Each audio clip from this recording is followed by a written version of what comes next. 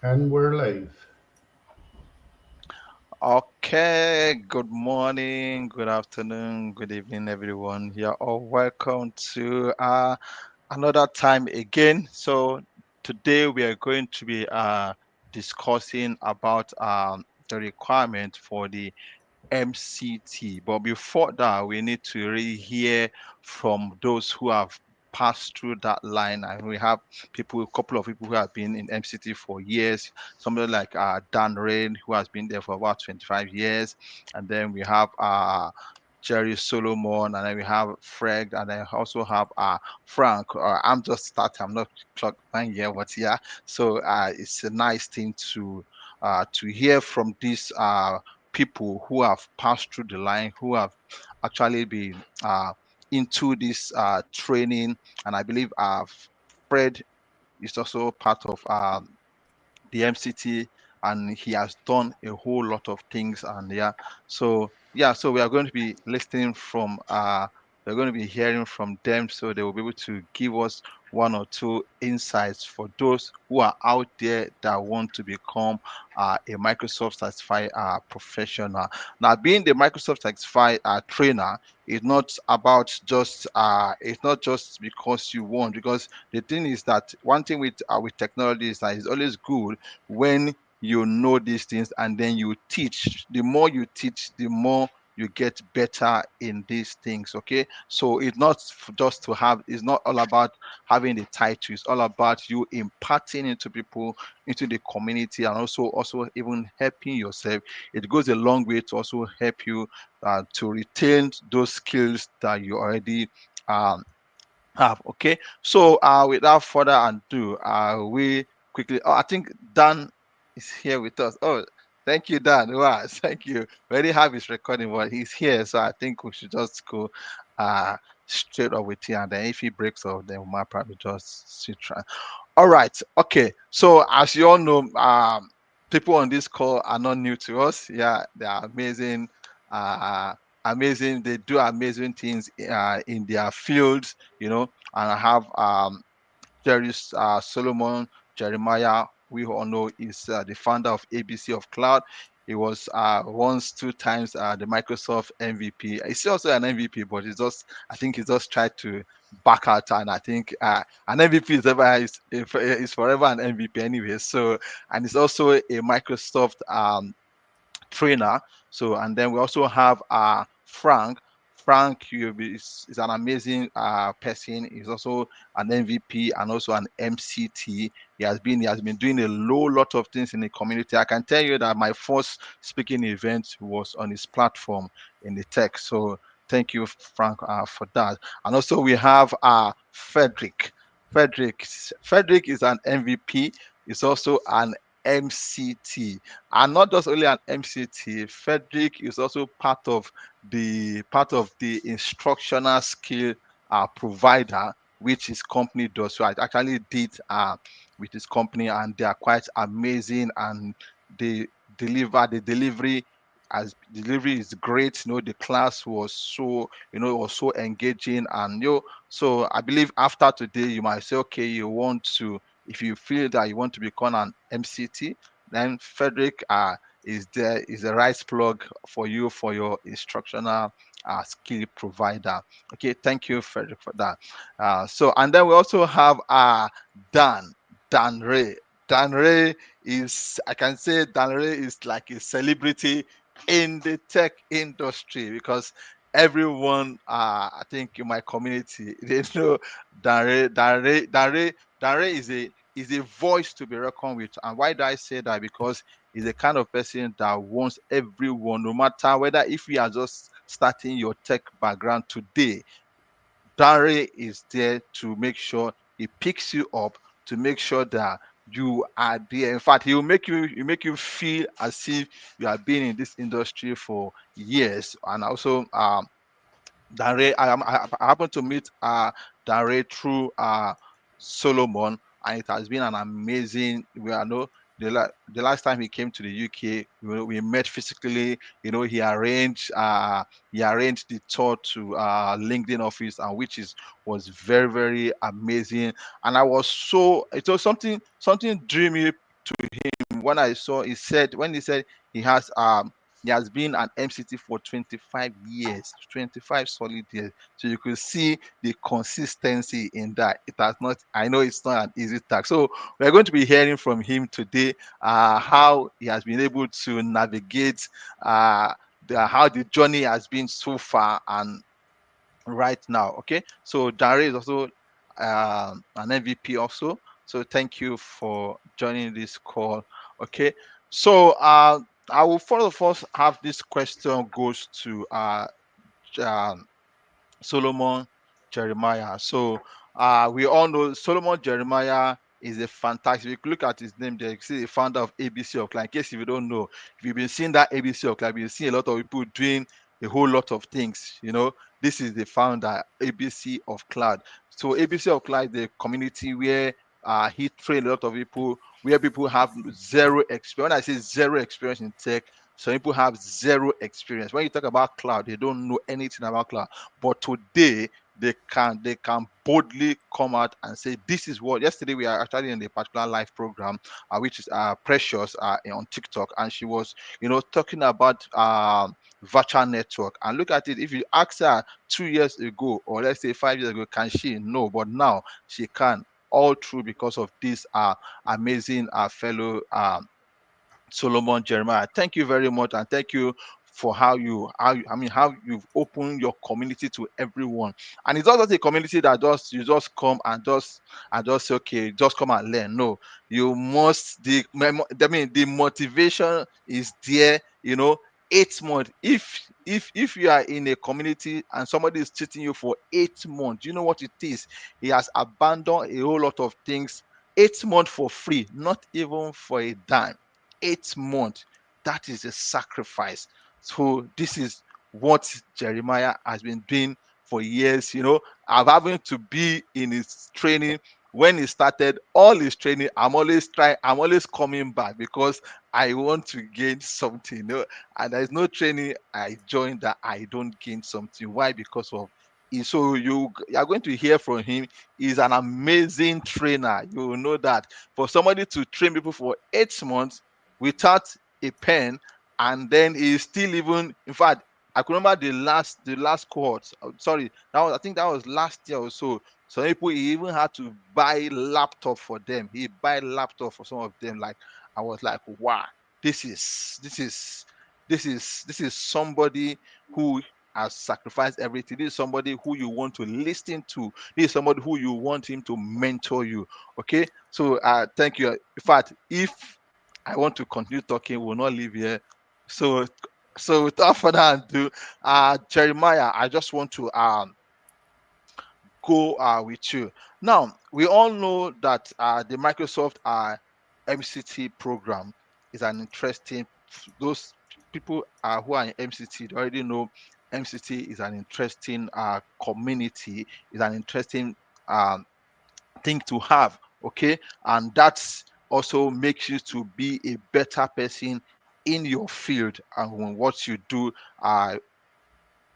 depending on the skills you actually embark on. So Solomon, I just want to ask you now. I know you've been at MCT for years now. If you can just briefly tell us, what is Microsoft Certified Trainer? What is it all about, and why are you an MCT? Okay, my mic is already on mute. Okay, hello everyone. Thank you, Opayemi, for inviting me to this event. Frank, it's nice to meet you again. I know it's been a while. Frederick, is also nice to see you. Dan Ray, always nice to talk to you and see you as usual. And to everyone watching us today, thank you all for joining this live event. So when we are talking about the Microsoft Certified Trainer, when you're certified to do something, it means you are globally recognized to provide training instruction around Microsoft. Now, but then I know there are a lot of talks and conversation that will go around the Microsoft, the MCT, which is the Microsoft Certified Trainer. before you actually even become the Microsoft trainer, we know you have to go through trainings to, get the certification to become, a Microsoft certified trainer. But there's something I always tell people. There's one requirement that people need to understand why it is there. And that requirement is you need to have at least an associate certification before you can actually become. So what that simply means is that for you to actually have that certification, you probably must have learned. And after you've learned, you've also practiced, and then you write the exam. That's how you go through writing the exam. So what that simply means is that as a Microsoft certified trainer, you would have access to resources, there are benefits that comes with it, and you also have training materials. And when you have that training materials, you can now offer training to organization.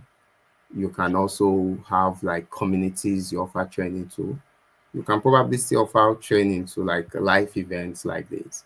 So that's basically what the Microsoft MCT is all about. There are still other conversations around the Microsoft MCT because I know I just spoke about you are certified globally to provide instruction around Microsoft technologies.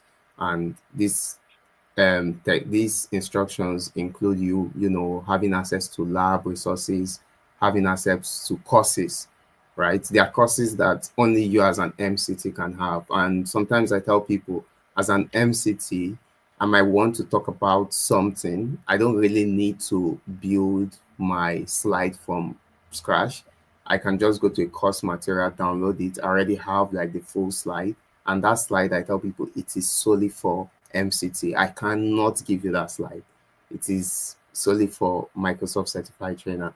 You have access to those resources, and then you can provide training and also, help people to go through labs around Microsoft technology. That's just like the, well, I say the higher level of what the MCT is all about. All right, all right, all right. Thank you very much, Solomon. Thank you for that thing. Okay, so as like just like as he has said, to become a my what you just said something just briefly, and so to become an MCT, that's requirement that entails you to become that an MCT, because MCT, is the Microsoft Certified Trainer, is the body, so which a Microsoft for you to be able to teach Microsoft product, okay, and things like that. All right, so thank you for that. So this question goes to Fred. So if I may ask Fred, now what are the most strategic certification that is needed to become an MCT? What are the certification that is needed to become an MCT?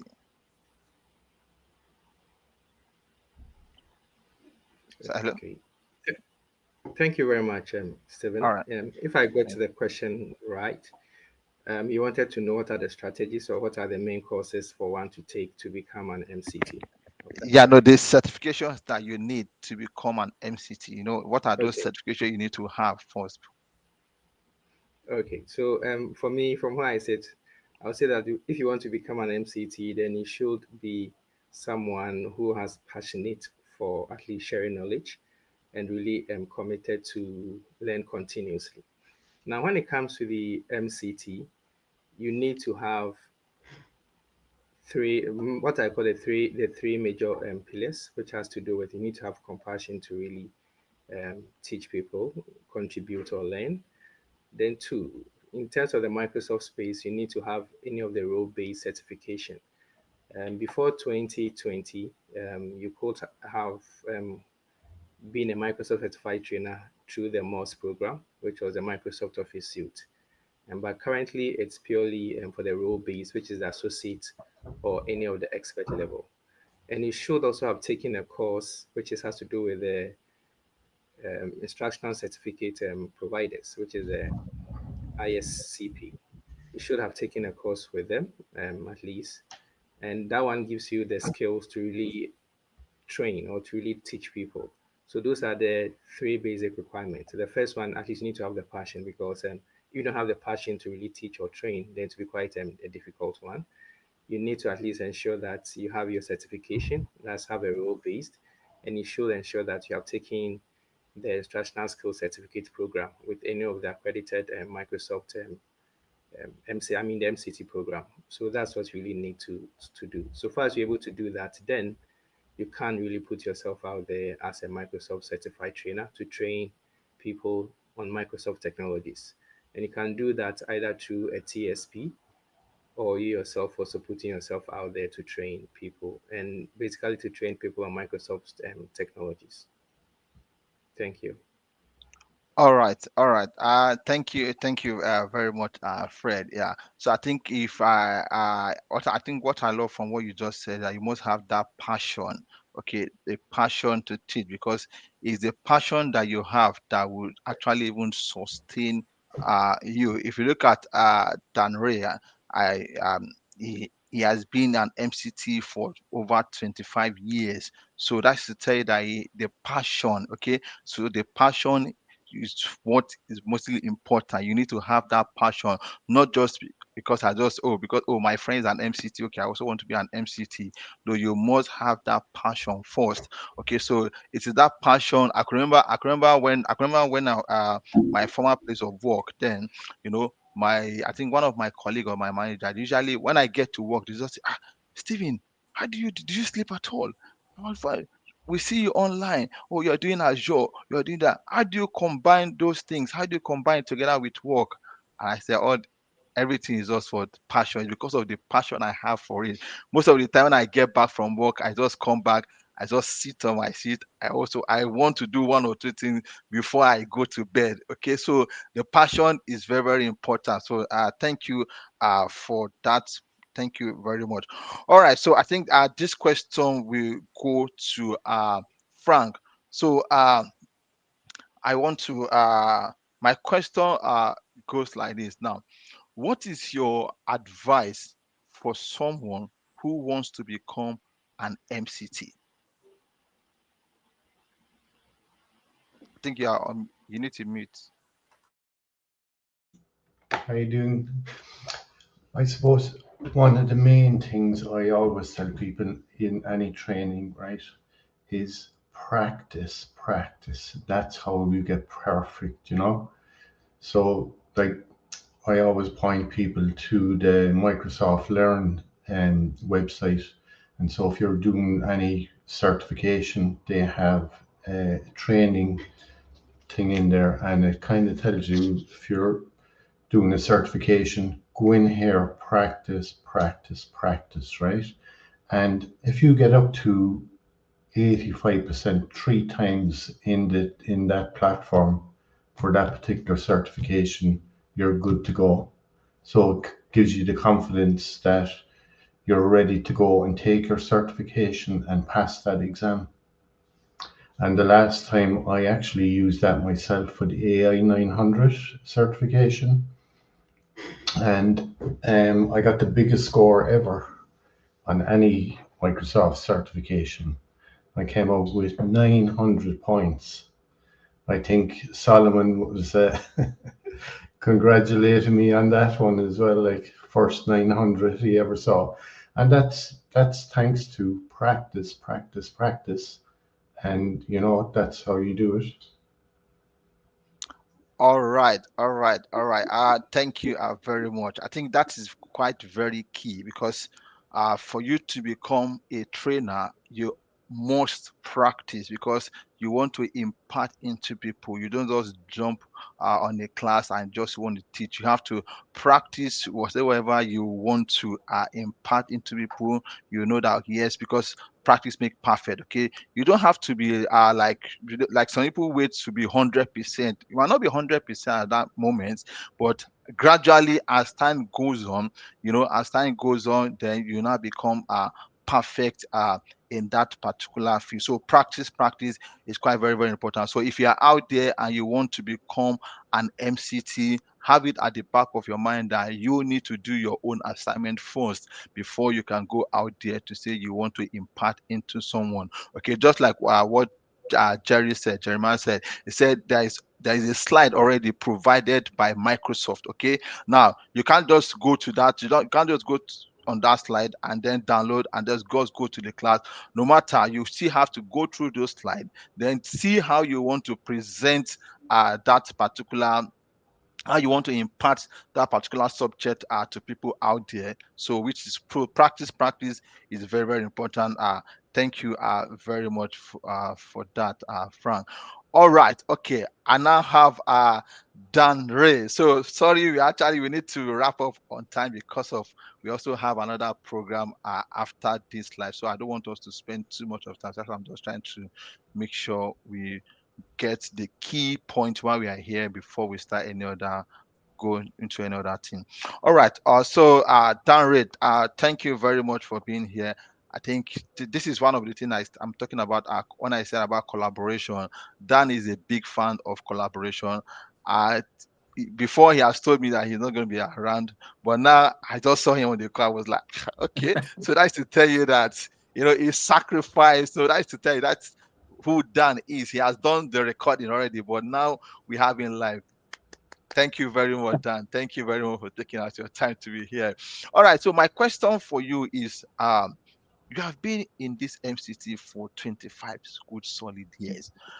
And when I look at you saying being MC for 25 solid years, I can remember the last program I have, Women in Tech. I have women who have been in tech for 30 years. I have some having 20 years, 25 years, and some of them are also an MCT. I have like Teresa was there, and then a whole lot of them they've been doing so.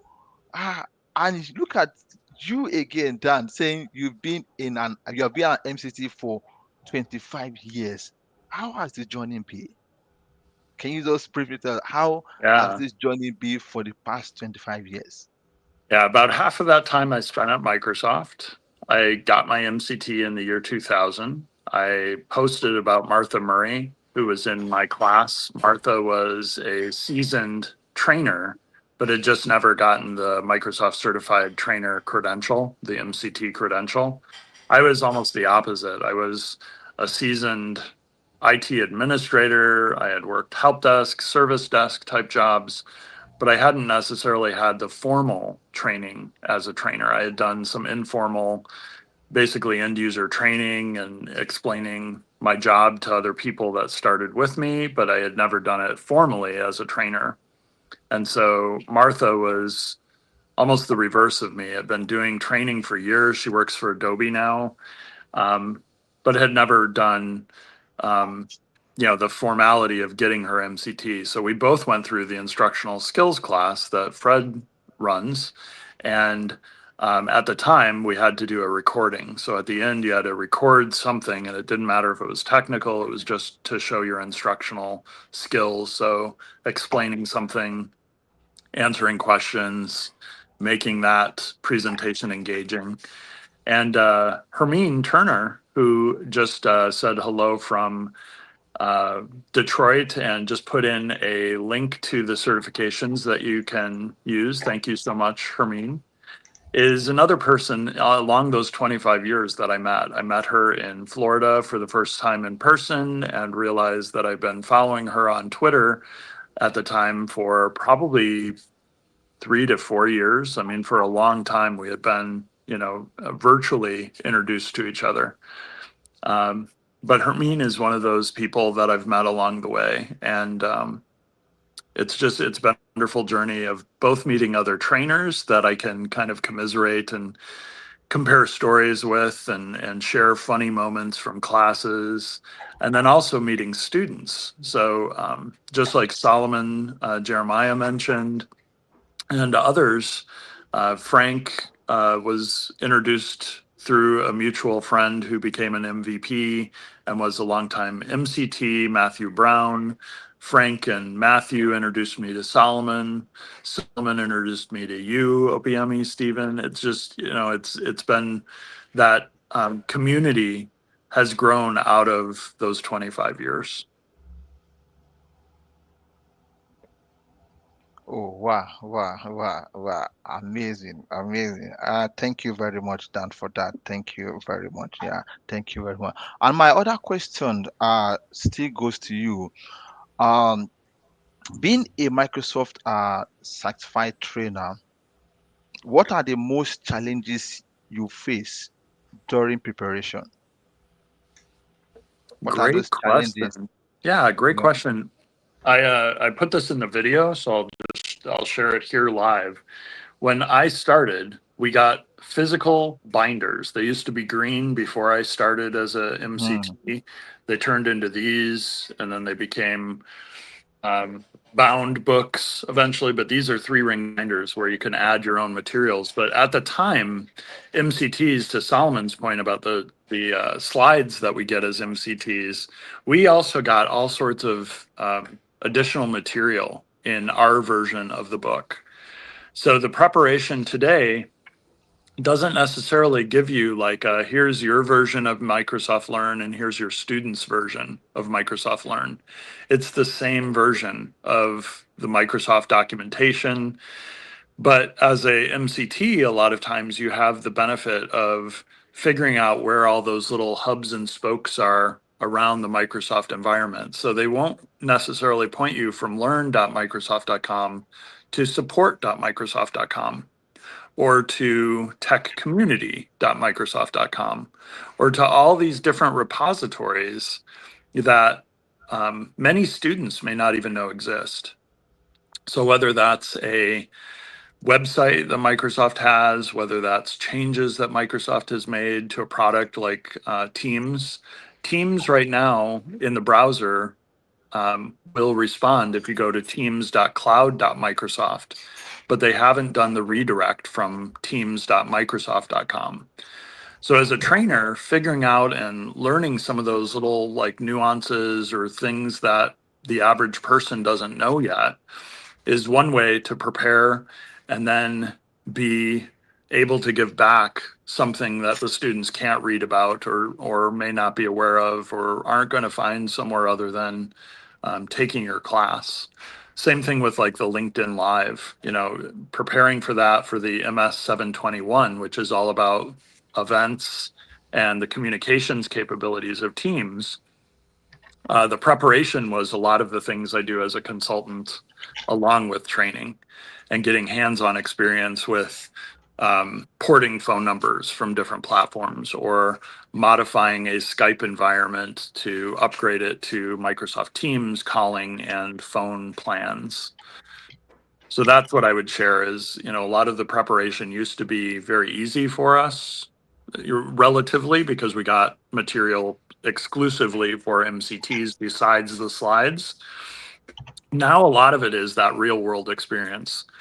The other thing I found that I'll just end on is a lot of times I've learned from my students. So I shared in my video, in case I was either in the car or not a place where I could join today with network connectivity, a story of using an example of explicit deny. So in permissions and shares back in server, Windows Server, you had the ability to say, this group is explicitly denied. They cannot access a particular resource. And for about 6 months, I asked everybody in class, does anybody have a practical example? I just couldn't think of why you would do that, because you're denied by default if you're not given access. And somebody in class 6 months later, a woman piped up and said, "Oh, I'm very familiar with why we do this." And I said, "Well, can you share? I can't think of that practical example."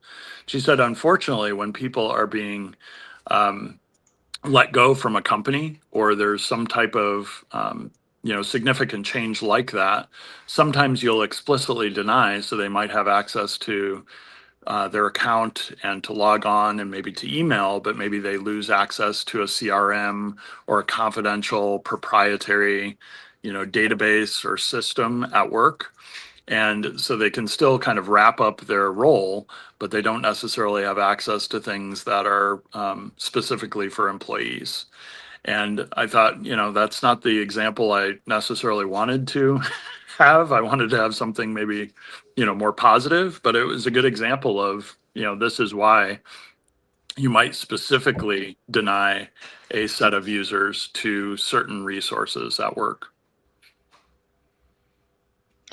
All right, all right, all right. Thank you very much, Dan, for that. Yeah, actually, I think the reason why I think I asked that question was because now, if you have any particular class to deliver, there's slides, prepared slide by Microsoft. All you just need to do is just go there, download, and then go through it, and then you deliver the class.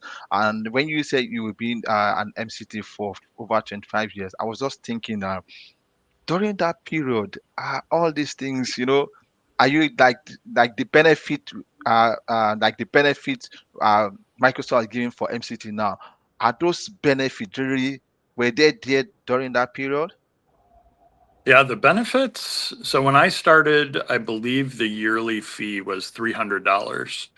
And so for my first 5 years, I was an employee, a full-time trainer employee, right? So I didn't have to pay for my MCT because my employer covered the cost. My employer, I put in the recorded video, my employer at the time actually helped me get my MCT. So instead of having to pay for the instructional skills class, that was part of the negotiation of a project I was finishing up. And that's how I met Martha. The benefits for $300 included some of the same things they do now, but at the time, instead of just you can download whatever you want, they would send you literally boxes full of CDs when I started and DVDs later that had, Windows Client, and they had Windows Server, and they had different versions of the software, and they had SharePoint when SharePoint came out in 2007, and just all this different software, whether you were an MCT in that area, like development or SQL or server versus Windows Client or Office, you got everything. And so that's a big thing that's changed over the 25 years is instead of having to produce all of these physical media and send that to every MCT in the world, they can now just say, here's the download. And if you need to download it, you're welcome to. Here's your product keys. Yeah. Cool. Yeah. Thank you very much for that. So my next question goes to Solomon. Question goes to Solomon. Now, how has the MCT program shaped your career and influence?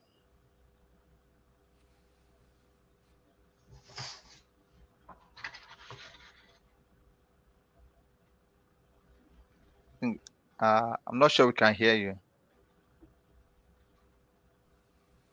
No, I can't hear you. Yeah, I can't hear him either. I think you're muted now. Okay. Can you hear me now? Yes, Yep. yes, we can hear you. Cool. Great. Yeah, I was saying thank you for the question you asked. In terms of how the MCT has shaped my career, I always tell people when the title is from learner to leader, right?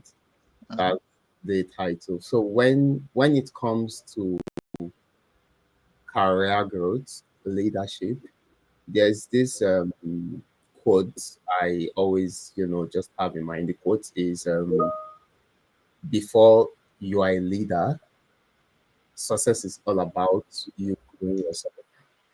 And then when you become a leader, success is all about you growing others. And there's still another quote where they say you try to become a leader, so you put more energy into learning, building yourself. And then when you become a leader, it doesn't just stop there. You still have to put in more energy in, building yourself. It's not like a circle, right? You keep learning, you're growing, you keep learning, and then you keep helping other people. So in terms of how, the question is, if you say, how does, instructing or giving out training how has it impacted me? That's exactly what this question is all about. Even if we say how has MCT impacted you, when it comes to you training or trying to teach someone something, I always tell people it is totally different from when you're learning to do something. So I could have an issue I want to solve, or I have something I want to deploy. I can easily go to the Microsoft doc and just review it and know how to deploy that stuff, because I'm just trying to learn for myself. And after learning for myself, I'm learning to, implement something. It's easier for you to do that.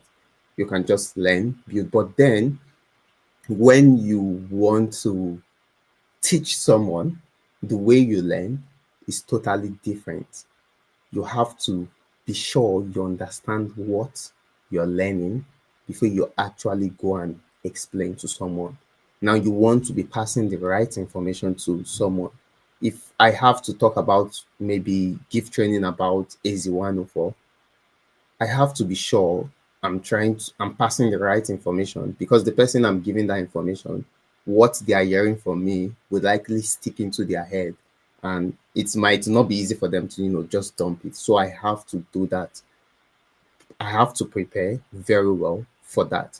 So when we also look at this in terms of, I'm going to train, I'm preparing very well so I can pass the right information.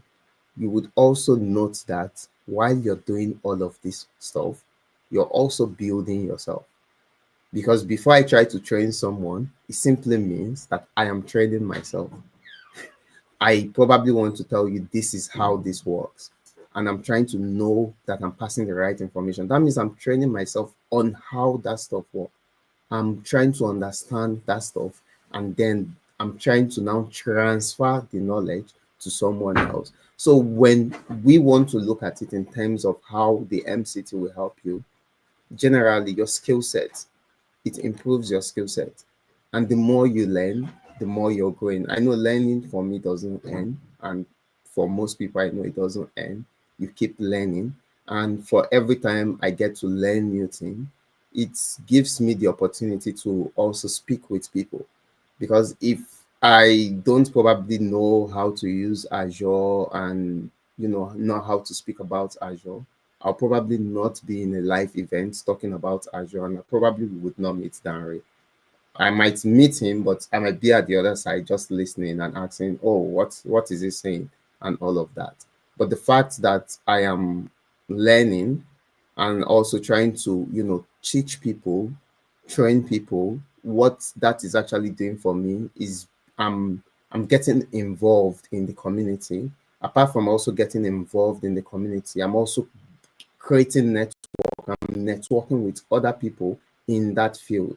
So through the MCT program, through training people, I've gotten to meet people, I've gotten to speak with professionals, I've gotten to learn stuff for myself, I've gotten to relearn stuff, because sometimes we learn, and when we are learning about Microsoft technology is so dynamic, it's so fast. We have Ignite, they're telling us about new stuff. And while they're telling us about new stuff, what is happening in the Microsoft portal, M365, I can tell you, if you sleep and wake up, something new would probably change when you log into the portal. I know when I started using the Microsoft portal back then, a lot is changing. Now, when you are someone that you love to train, you have passion for training, and you provide this instruction, you have to always go and update yourself. Sometimes there are a few people that might just say, "Oh, work, I know I have to do this at work," and maybe you're just focused on that. What that simply means is that a lot will be happening just because what you're doing at work, nothing is changing in that area. So you're just focused on that, doing that, and maybe you just wake up in 5 years' time, somebody saying, "Oh, go and help me change this." You say, "Oh, this portal, I know there was no Microsoft Defender yet. I used to see security or something like that." So everything would just change for you. But if you're learning, you keep yourself updated, and the people you're training, they might, change, because today I might be training a new set of people, and those new set of people, they are gone. I have a new set of people I'm trying to train.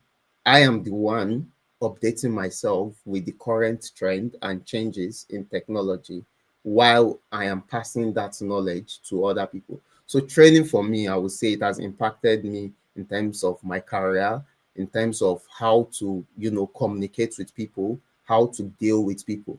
Because sometimes when you want to train people, you will meet different people from different backgrounds, from different countries, from different tribes. And sometimes the way they will deal with you, sometimes you might be, oh, I'm giving a training and somebody's just coming, turning on their mic, saying stuff that, and you say, oh, please mute your mic. And 2 seconds, their mic is on. People do stuffs, right? Environment to meet different people. So over the years, this is not just going to teach you how to train, but also it's going to teach you how to, deal with people. So you know how to say, okay, please, can you, this is how I want this to be done. This is how what you should follow. You just know how to maintain and deal with people. So all of that does not just come with learning the technology itself. It also trains you on, your relationship with people, your networking with people, how to deal with people, how to also interact with people. And over the years, it's going to teach you how you should also speak. Because sometimes I basically would just sit down and say, let me listen to what I've been saying, right? And by the time you're listening to yourself, you'll be like, wow, I don't want to listen to myself. Did I say that? But then eventually you start paying consciousness to some of the stuffs you say and how you can, control your speed. That is you training people, but then that is you also learning some other skills that you need to do the right stuff. So that is how I can say this has also contributed to me, myself, and also to the people that learn from me. All right, all right. Wow, wow, wow. Thank you very much. I think if I think I love the part that you said no learning. You have to keep learning because you want to also impart on people. You also have to learn. Just like what you said. Microsoft technology changes over time. At times, I can remember when I log into the was it the Purview portal? Was it Purview or security? I just saw the portal, everything just changed completely. You want to do data loss prevention, you don't even know where to go to again. Like everything just changed completely. I think it took me some time to really to navigate around that portal. So it's very important to learn and learn and learn and learn and learn. So thank you very much for that, Solomon. So my next question goes to Fred. So, like I said earlier on, Fred happened to be he happens to be one of the instructional skill provider that is being certified by Microsoft. So, which means that like if you want to become a Microsoft certified trainer, you have to first of all go through the skill you have to further go through the skills provider stuff, and which uh, Fred happens to be one of the his company happens to be one of the provider, which I actually went through them. And I remember when I wanted to do my own, after I spoke to Solomon and I spoke to Dan Ray, and they told me the whole requirement. I said, okay, I went online and then I did check, and I found other company anyway, but I just found them, just something just drew my attention to them, and I messaged him, and they were very fast. He responded to me, and thereabout I made my payment, and the class was I remember even after the class I couldn't have time to even do the oral exam, because you have to do the oral exam and then also the practical exam, which is you have to teach for 20 minutes and then you submit the recording and things like that. So they were so flexible. Everything was also flexible, with my work and everything. And then the delivery was also fantastic.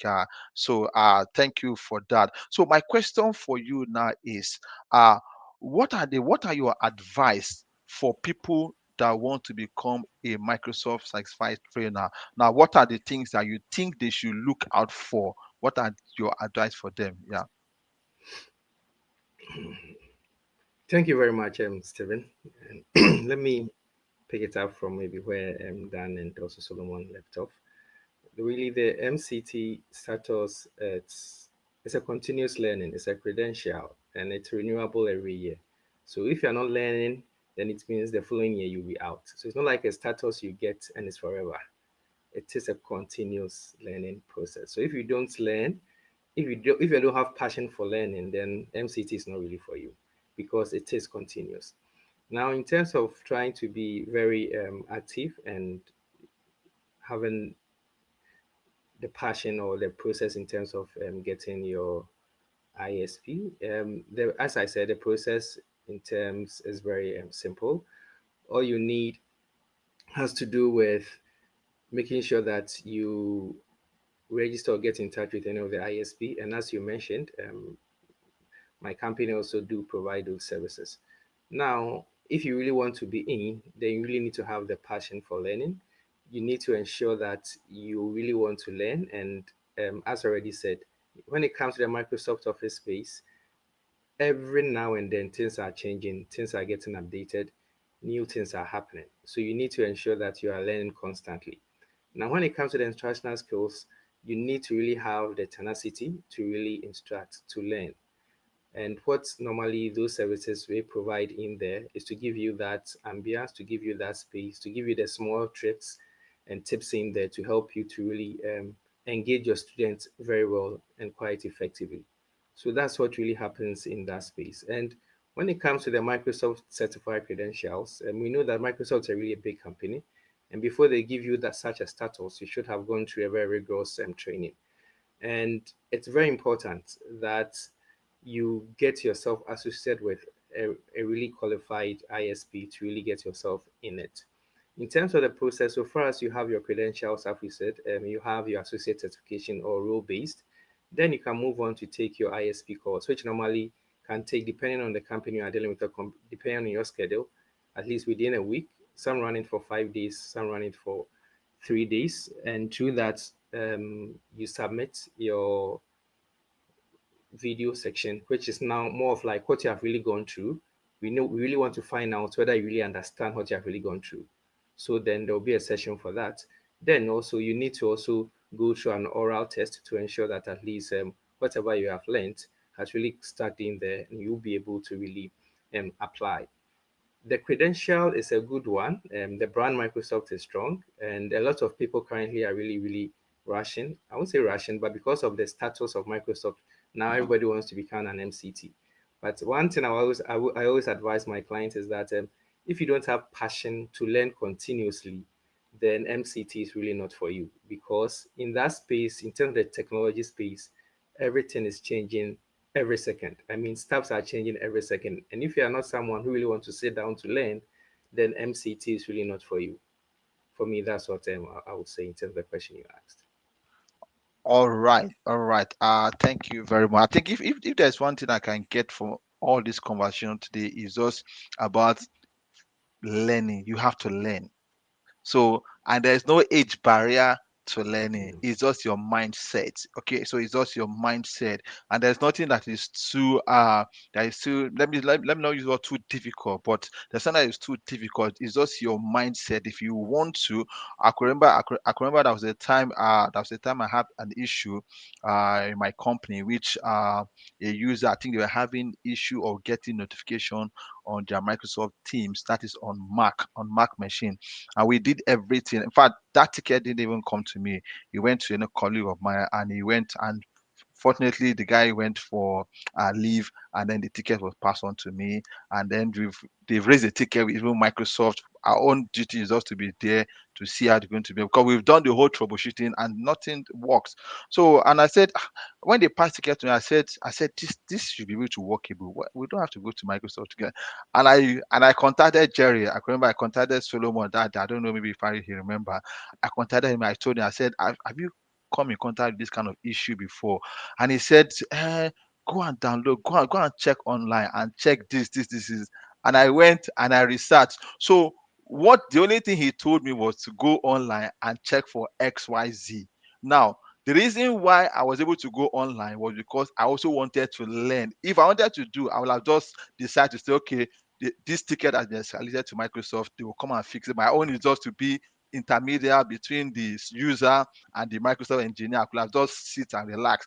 But that day, I just, because of I wanted to learn, so I went online and I was able to do what Jerry told me to do, and I went on the call with the user, and and I did that. And after some time, it did not work. User, I do, but I know, because of Microsoft thing, when you do something, it takes some time to sync. So you have to be patient. So the user wasn't that patient, was like, I was okay.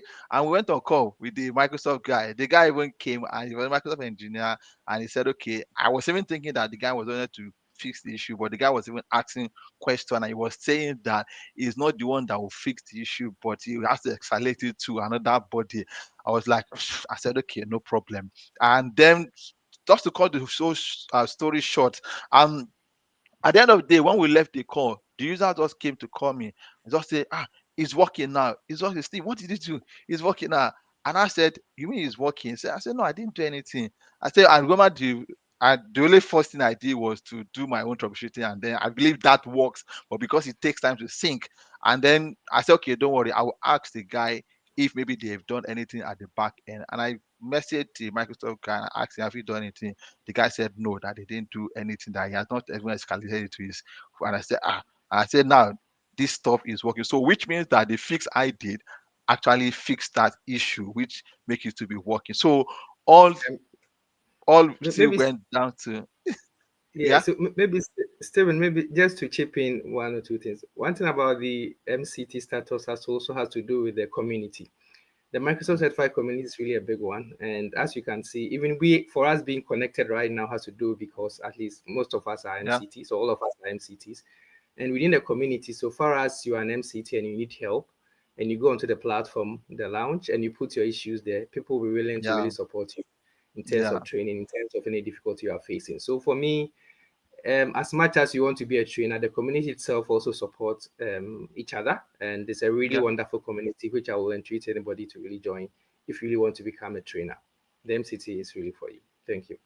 Yeah, thank you, thank you very much. So yeah, that's it. So community is very important. Okay, so once you have community like this, so don't feel as if, oh, if I join, I'm on my own. No, you're not on your own. The Microsoft MCT has their own community.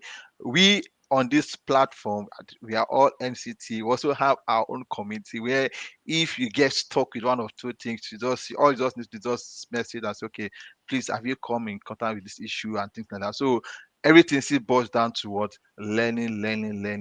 So learning is very important, and it's very key. So thank you for that. So I will just On go the because list of of speakers, I think, Chris, you're oh, sorry, I think. All right, thank you. So, because of our time, I just want to make sure this call is just we finish at least by 5 or thereabout, because there's another meeting immediately after this event. All right. Oh, so thank you for that. And this question, this other question is about time management. Time management. Now, what can you tell us? This question goes to Solomon. So what can you talk about time management as a trainer? Because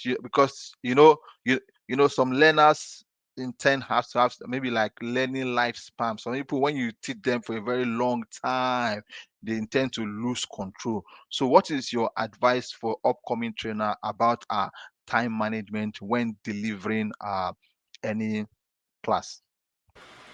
So for me, I know time is very important. Apart from even delivering training in your day-to-day activities, you have to be conscious about time. You have to plan yourself for the day. You also have to plan yourself in work as well. Everything involves time. So when it comes to training as well, um, time management is also very important.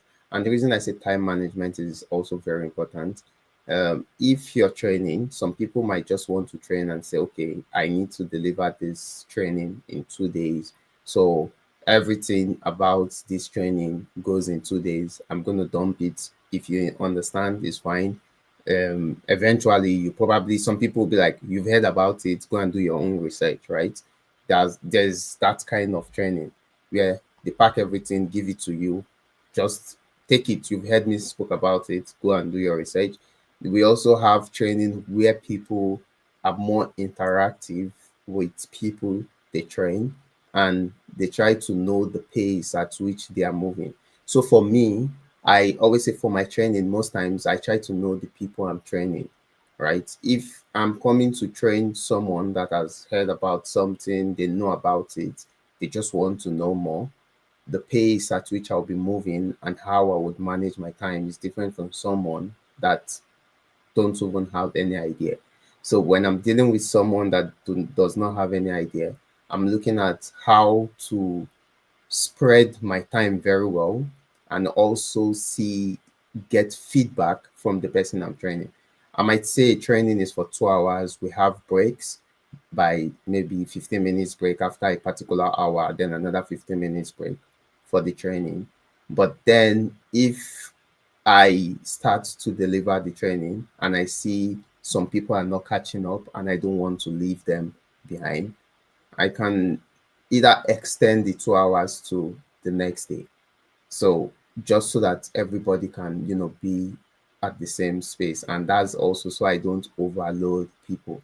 So for me, I always tell people I do training aside from the normal training you give to companies. I do training for people in my community, and most of the questions I've gotten from people is, how do you train people for 9 months? Like, what are you training them for 9 months? Like, but eventually, I tell people there is nobody that goes through my training that I would not confidently tell you anything you put in that person's hand, that person would be able to deliver it. And the reason I'm saying that is because it's not like I cannot run a training for 2 months or 3 months. But when we're looking at time management, how they need to assimilate it, and stuffs that they need to understand before they understand something else, it's just like me telling people. I know I always give this very good example. We have the cloud, and I've seen most people say, oh, we want to deliver courses for beginners, and then the beginner you're delivering a course to, you're telling the person, let me teach you about cloud computing, and you got to the part where you're saying, let's talk about virtual network. You're just teaching the person how to create virtual network in the cloud, and the person you're teaching how to create the virtual network in the cloud does not know the difference between a public or private IP, does not know the classes of IP addresses, does not know what subnetting is, does not even know what networking is. But then you're just showing the person, when you click next, you select this, put in the numbers. They don't know how those numbers are getting there. So, but in your own training, you're probably covering virtual network, and your audience, you don't know your audience. So that's where you need to know your audience. Your audience, you probably know they are beginners. They don't know about networking. They don't know anything about, the fundamentals of networking. And you're teaching them um, this thing, um, Azure Virtual Network. So you need to understand the people you're training. You need to know um, you need to make it interactive, because even if you know the people you're training and then the training is not going as you planned it, maybe people need more time to assimilate, then you need to be flexible enough to, put all of that into factor when you're delivering your training. That way, for me, I would say majority of the people don't get stressed. And then you can always give like a survey form. The survey form is, if I have a training today, I probably drop a survey just to tell you, hey, can you check these boxes? What did you think you need in this training I'm delivering? And that can actually help you to adjust for the next day of the training. So these ways, I think it can actually help you in terms of, your training, so that people don't get overwhelmed. All right, all right. Thank you very much, Solomon, for that. So timing is kind of very, very important, and I think what you can also do for time management, you can also refer people to documentation. That's why I love Microsoft. For that Microsoft has a lot of documentation. So because of time, you can just say that, okay, you kindly go through this documentation, and then if you have any question, yeah, I'm open for that mentoring, or just get back to me. And so just in order to make sure you make wise use of your time during delivering the class. But the most important thing is that they should understand whatsoever you want to impart into them within that space of time frame. And also don't forget, learning takes time. Let's not deceive ourselves. Learning takes time. So we all have different way we learn things. Okay. And now you are now having different set of people in a class. Let's talk about, you have people like 200 in a class. Jerry has had people of 200 people in his class, 100 in the class. So you can see different individual had different way they learn, they understand things. So learning really takes time. So yeah, thank you for that. So because of our time, I think we have just 5 minutes to just round up this call, because like I said, there's another meeting on this call. So I just have this one question. I have this question for Fred, and before I come back to Dan. So Fred, my question is, for those who are on this call, I can see somebody asking that question now, that is the MCT open to all? So I think you also answered that question. Now, for the benefit of those who are on this call today, who really want to become an MCT, okay? Now, what is the first step they need to take? Can you Okay, let us? so yeah, thank you very much, Stephen, for the question. So the first step is, so far as you have the passion, you really want to be an MCT, you really want to teach. The first thing is to take any of the instructional, to take the any of the role-based Microsoft courses, which has to do with the associate course or the applied. And then you also need to take an instructional skill certificate course. So those are the first two. So as far as you have these two, then at least you can now be applied or be presented as an MCT. It's very important. Role based, they're role based. So you need to make sure that you have your associate or expert. Fundamentals will not get you in there. Previously, they were accepting the MOS course, which has to do with the Microsoft Excel expert and Word expert. But currently, no. Currently, the entry point is you need to ensure that you have a role-based certification, which has to do with the associate or the expert courses in any of the courses you can take off under Microsoft. Then so far as you get enrolled, currently there is a fee. So you also need to have a mind, because before you enroll, there is a fee attached to it, and the fee is based on your region in which you are based. So if you are based in Africa, you are based in Europe, you are based in the US, the fees differs. And normally it ranges from $400 to as minimum as 150 or $100, depending on the country in which you are based. So far as you are prepared in your mind for this, then at least I'm sure that you should be able to put yourself out there to really be an MCT. And as I said, the community is a very big one. And so far as you are willing to be an instructor, and in that space too, as Solomon and Dan said, at least you are also employable by TSPs, because for TSP to really train people on Microsoft certified technologies, at least they need to really get someone who is an MCT to do such a training. So first, you have an MCT, it can also bring you some additional income, also put you out there for you to be also attract TSPs to really come and hire you. And in the training field, it's a continuous learning. You learn every day. So far as you meet people, you are training constantly. You will learn every day, because in our world, in our space, things are changing every now and then. And we know that AI is also playing a big role in terms of the way we even learn and the way we even teach. So for me, in the MCT field, it's all about continuous learning.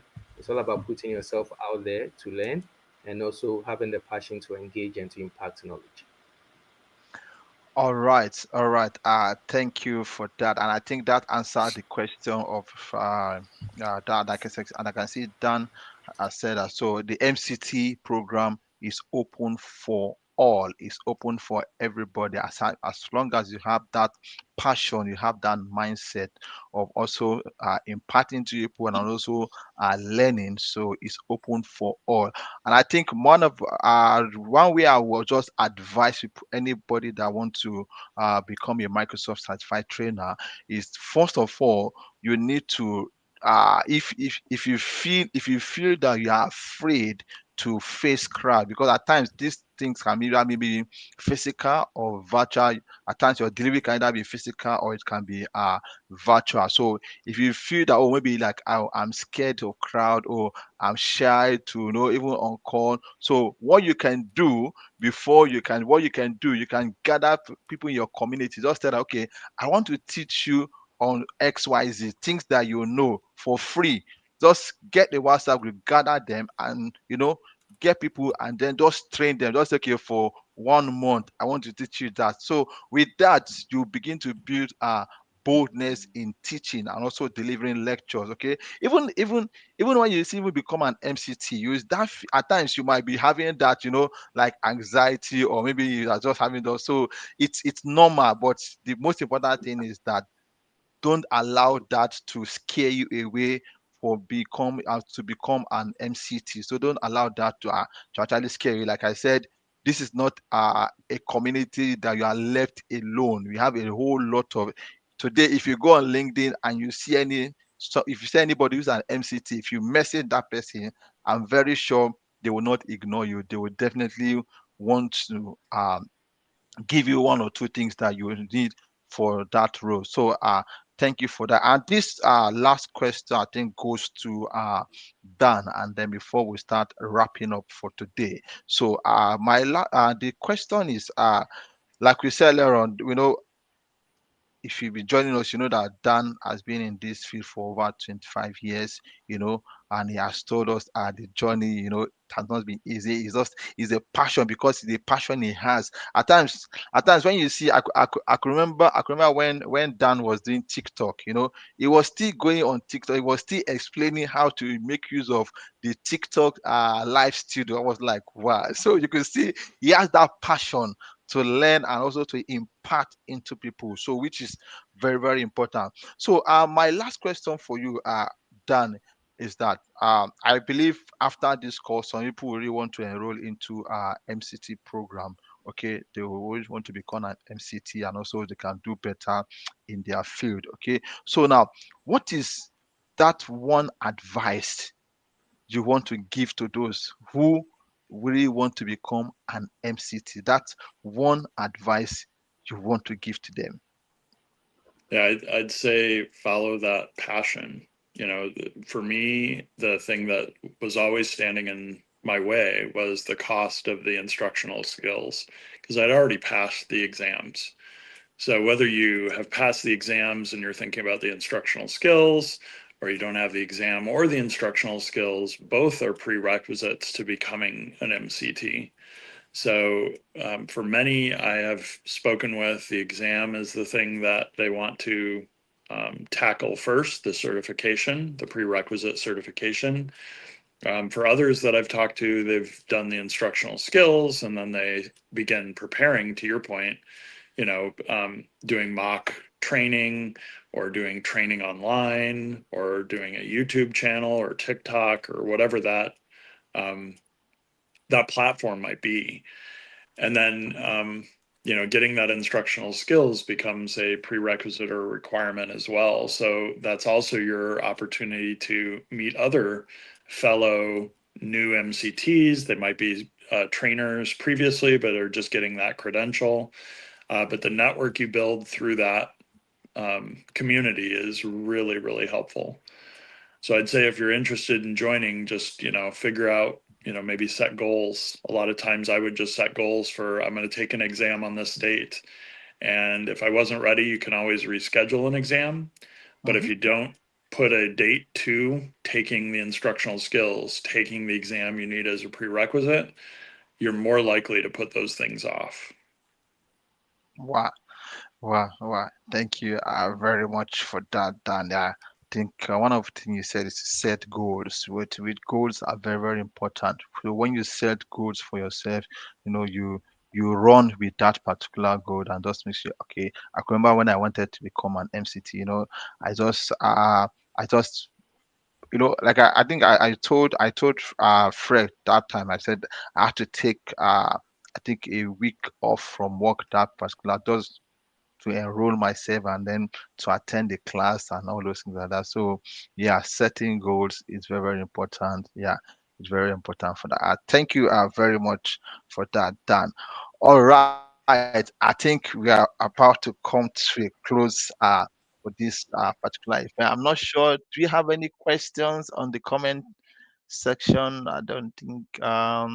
Dan, can you see any question from your side? I see a lot of thank yous and um, not a lot of Yeah. questions, at least recent. There might have been some that we missed here. Let me scroll back. I Yeah, I'm just trying to check from my side. I'm not sure there's any much questions.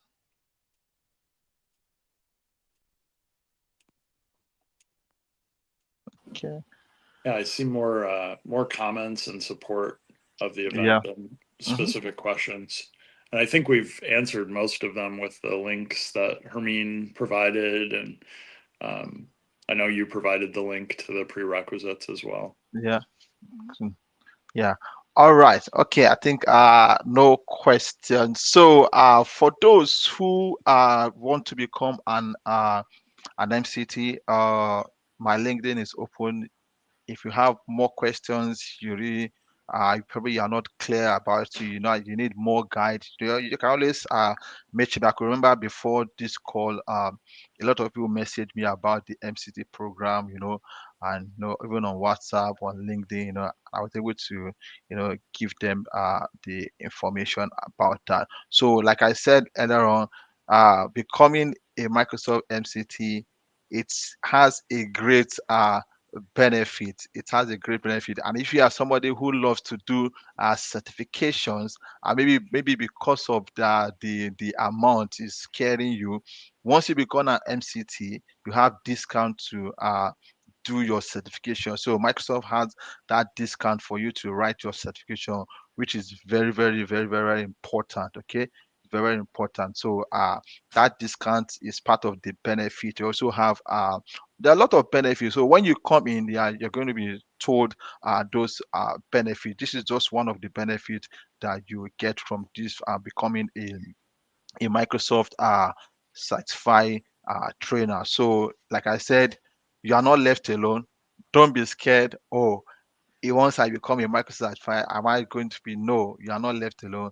The community is there. The Microsoft MCT launch is there. We have a lot of people there. You can message. They will guide you through. So yeah. So I'll just advise anyone on this call who wants to become an MCT. Yeah, just like what Dan says, set a goal for yourself. If you feel it's next year you want to become here, if you feel it's next 2 years or when you are ready, just set a goal and then run with that goal, and definitely you will be there. Like I said, you don't have to, you can't, you could, you don't have to be that perfect. You don't have to be 100% perfect to become an MCT. Okay, you don't have to be. If you are waiting to become perfect, then I don't think that day will come. Yeah, because you are all learning, we learn new things every day, we learn from each other, so that is it.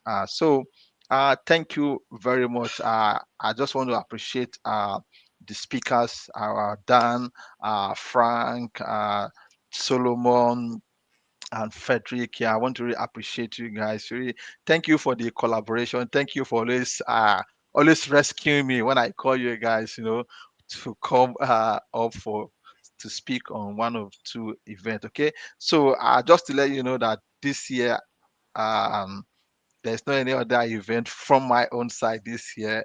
Until next year, I need to go and collaborate. So yeah, so by next year, we'll come back again with some other great event. Yeah, so like I said, if you want to learn any skills that you feel you feel you really want to, Jerry is there. You can message him. If you message, if you don't answer, you just message me.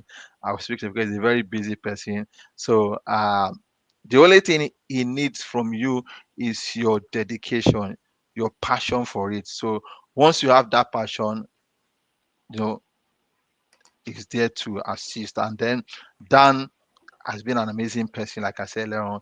It's amazing in every way. Dan has been so amazing. When you post, Dan will always comment on your post and then give Dan will always tell you that, oh, speak to people to give you a recommendation, and that recommendation has really been very helpful. When people give a recommendation on LinkedIn and things like that. So yeah, so thank you very much, Dan, for what you do in the community, and also Fred, thank you very much. All right, so I really like to Dan, are you able to end this meeting? Yeah, I can end the stream.